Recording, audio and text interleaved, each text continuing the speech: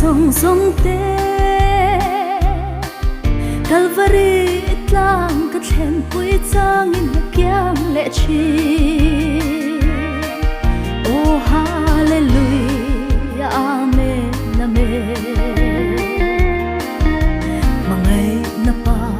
chilo tu apar sa thum tlanin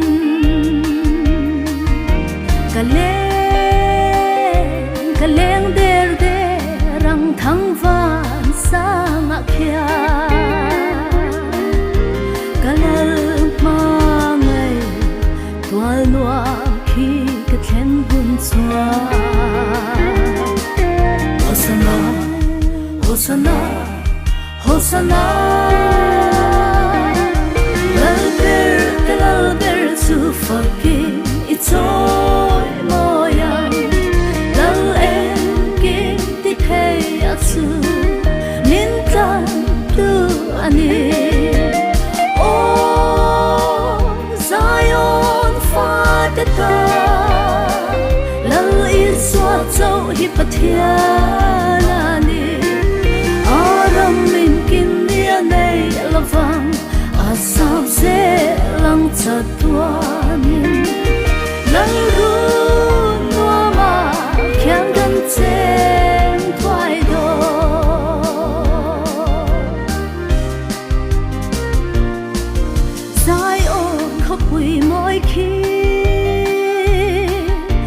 Thu thung vang riang sông te an kim na mun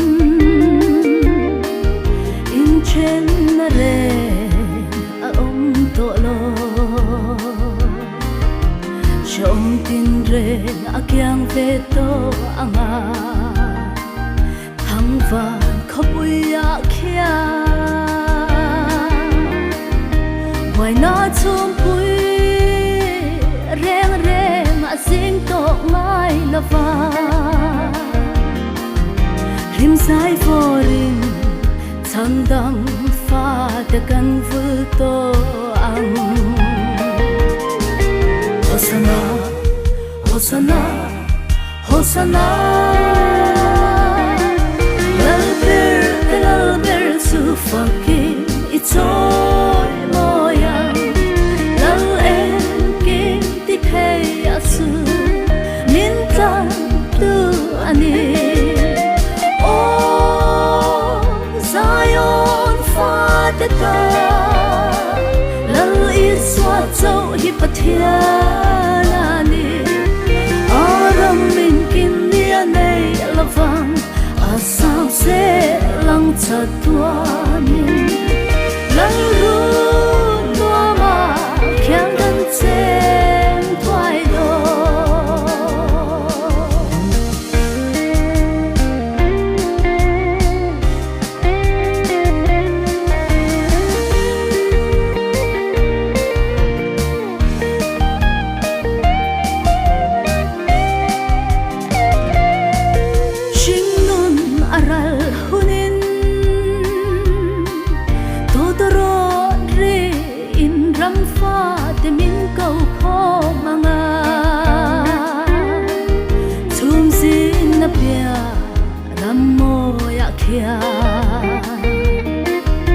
in không quy reng a cha to ngai la van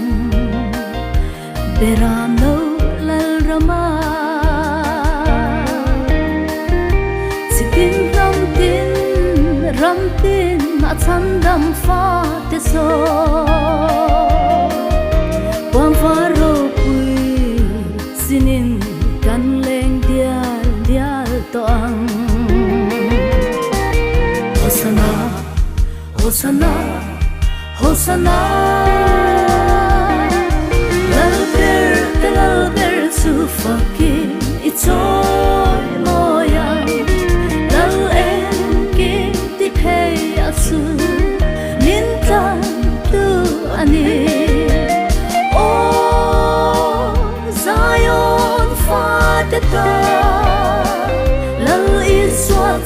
hi pathianani